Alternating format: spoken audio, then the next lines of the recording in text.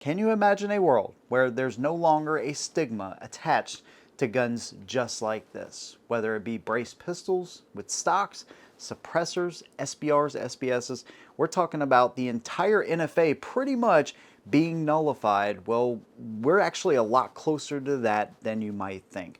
Today I'm going to tell you how, if Republicans do this the right way, they can absolutely get suppressors, SBRs, SBSs removed once and for all. Not just the $200 tax, which I think is going to be easier, but also the removal of the registration as well. This is actually a pretty great way to tie it in because it does have to pass the bird bath rule. And that's going to be maybe the biggest challenge to Republicans in the big, beautiful bill that's going forward. But we're going to see exactly how much these Republicans that, by the way, want us to vote for them, we're going to see how much this actually means to them. And so I'm going to talk about it. I'm going to fill you in on what's going on and the real possibility of the NFA finally being nullified. Of course, I want to hear your opinion, whatever it might be. Let's go ahead and jump right in.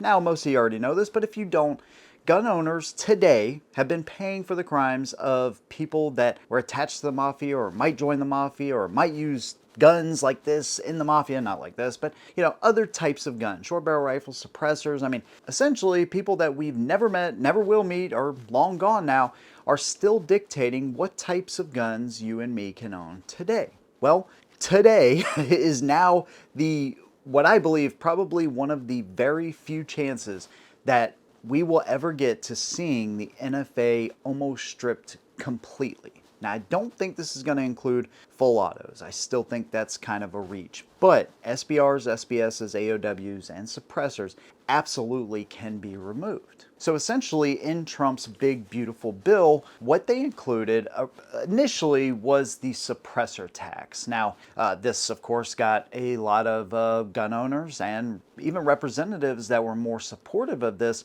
It got them irritated because it's like, okay, you can remove the tax on suppressors, but you can't do it on SBRs. Why? Plus, why do we need to register these things anyways? So eventually we got it into the big beautiful bill, but then also once it hit the Senate, then that's when SBRs, SBSs, AOWs actually was included in this bill as well. Now you may say, well, this has really no chance, it's going to be filibustered, but the beautiful part about this, because it is a budget reconciliation, it bypasses the filibuster. It only needs in order to pass the Senate, but it also has to pass the Byrd Rule. This was named after Robert Byrd, and essentially what it means is that any reconciliation bill cannot be a policy, but it has to directly affect or be tied to federal spending. Now, this is great because the $200 tax stamp that all of us pay for is actually a big part of revenue, at least for the Treasury Department. It doesn't go directly to the ATF, but it goes to the Treasury. And there are an estimated 3 million of these types of guns, suppressors, etc., that are registered, which has brought in close to like $100 million. Now remember, $200 back in the 30s essentially meant that only rich people could afford anything like this. They basically priced people out of the market, if you will. So $200 isn't that bad now, but still it's just one extra step that we have to go through. Not only that, the amount of information you have to give whenever you go to buy one of these things is even more treacherous. And this is the part that really bugs a lot of gun owners, is the registration process. A lot of people just simply won't buy SBRs or suppressors because they don't want to be giving any more information to the government, and I agree. There's an estimated 40,000 new SBRs, suppressors added each and every year. So $200 tax stamp, of course, and then you also have special occupation taxes that people have to have and register for.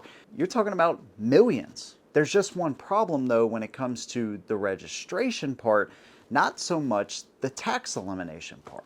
Remember that changing or removing restrictions isn't budgetary, and in order to pass the bird bath ruling, which of course Democrats are going to throw out there, it's got to be tied to budgets. Now they're going to throw that out there, but keep in mind these SBRs, this isn't an SBR by the way, this is a pistol with a brace, but owning suppressors and owning SBRs is already legal. First of all, like I said, there's about 3 million on the registry.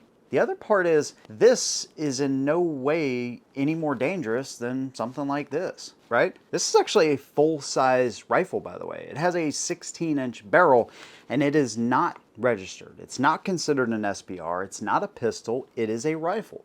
It's a bullpup configuration, which of course means the action is back here in the rear, so it looks different. It functions a little bit differently, but it's still a rifle. And guess what? It's about the same size, even with the suppressor on there. It's about the same size as what I have right here with the Honey Badger.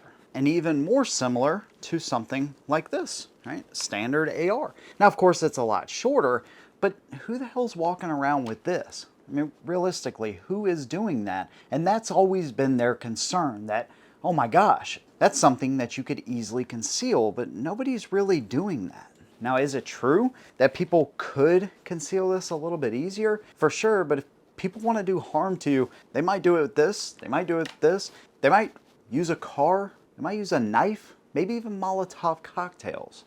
Yeah, we've seen all of that, plus more examples of people using any and everything, including their hands and fists and knives, and actually that happens way more than people that lose their lives to something like this. Point is, these guns aren't more dangerous. They all have a little bit different action, a little bit different function, if you will, a little bit different battery of arms, but they're all rifles or pistols, rifle caliber. The real question is, though, if you actually believe what the Second Amendment is for, what it's about, and that is to protect against a potentially tyrannical government, there is no guns that should be off limit or that you should be forced to register. But that's the other part of it that Republicans have to throw into the mix. In order to get these things removed from the registry, they got to be able to justify the registry cost, because you pay $200 for this, right?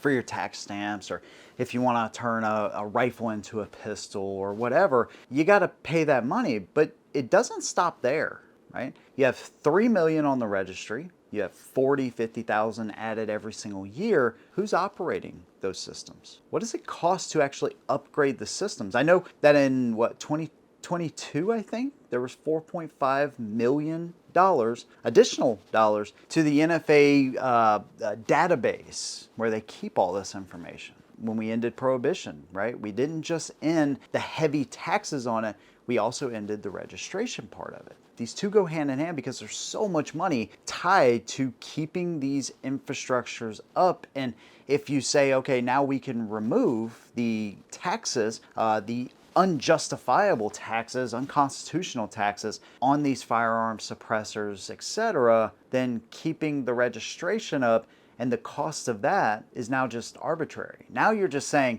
okay, well, we're willing to get rid of the tax part of it, right, and that annual revenue, but we're not willing to get rid of the registration because registration is a part of the long-term game. So tying this in with the budget seems like a really easy thing to do. And like I said, we're going to be able to tell which Republicans really want this done in the way that they actually play this into this big, beautiful bill. The other part is they're still going to be doing background checks on these. Now, that's a subject for a whole nother day. That's a broken system as it is, but the way some people like Maxwell Frost are presenting this is, oh, you're just going to be able to walk in and buy it, when that's not true at all.